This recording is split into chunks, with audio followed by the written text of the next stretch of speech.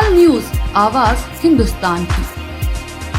बिहार से शुरू हुई मतदाता विशेष गहन पुनरीक्षण यानी एसआईआर प्रक्रिया और मतदाता सूची में गड़बड़ियों के आरोपों को लेकर उठे विवाद के बीच मुख्य चुनाव आयुक्त ज्ञानेश कुमार ने रविवार 17 अगस्त 2025 को बड़ा बयान दिया। उन्होंने कहा कि चुनाव आयोग किसी भी दबाव या झूठे आरोप से डरने वाला नहीं है। इस बीच नेता प्रतिपक्ष राहुल गांधी की ओर से लगाए जा रहे आरोपों पर चुनाव आयोग ने राहुल गांधी का नाम लिए बिना सीधा जवाब दिया और ये भी कह दिया कि अगर वो अपने आरोपों को सही मानते हैं तो उन्हें 7 दिनों के भीतर शपथ पत्र देना होगा और यदि वह ऐसा नहीं करते या माफी नहीं मांगते तो आयोग उनके आरोपों को निराधार मान लेगा।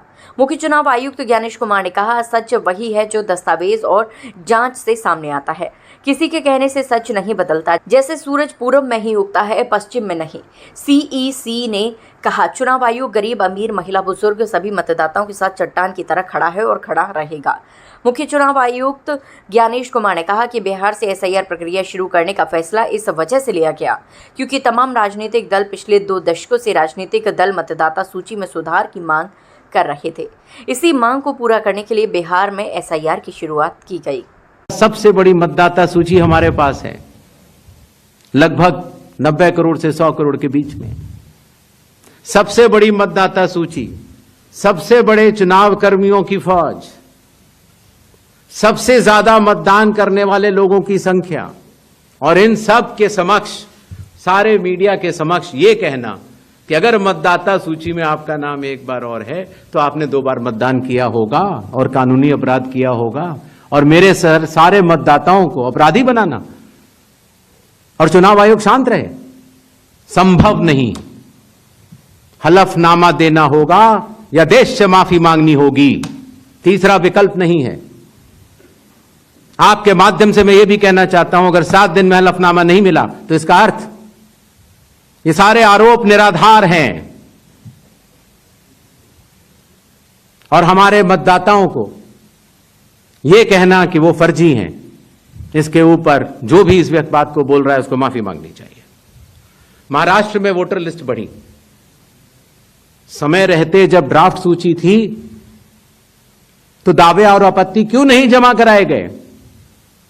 जब रिजल्ट निकल आया तब याद आया कि यह गलत था और एक भी मतदाता का नाम सबूत सहित आज तक चीफ इलेक्टोरल ऑफिसर महाराष्ट्र को नहीं मिला। चुनाव हुए 8 महीने हो गए।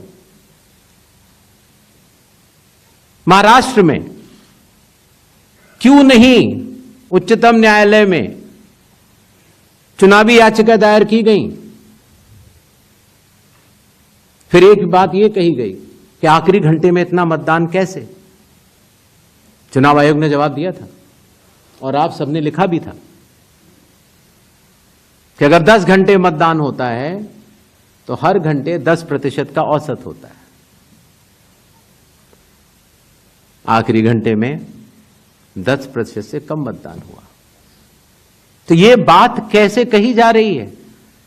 ऐसा नहीं होता कि किसी भी बात को अगर आप 10 बार बोलते रहें, 20 बार बोलते रहें तो सच हो जाए।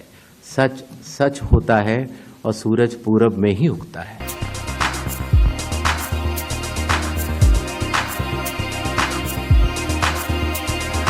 तत्काल न्यूज, आवाज हिंदुस्तान की।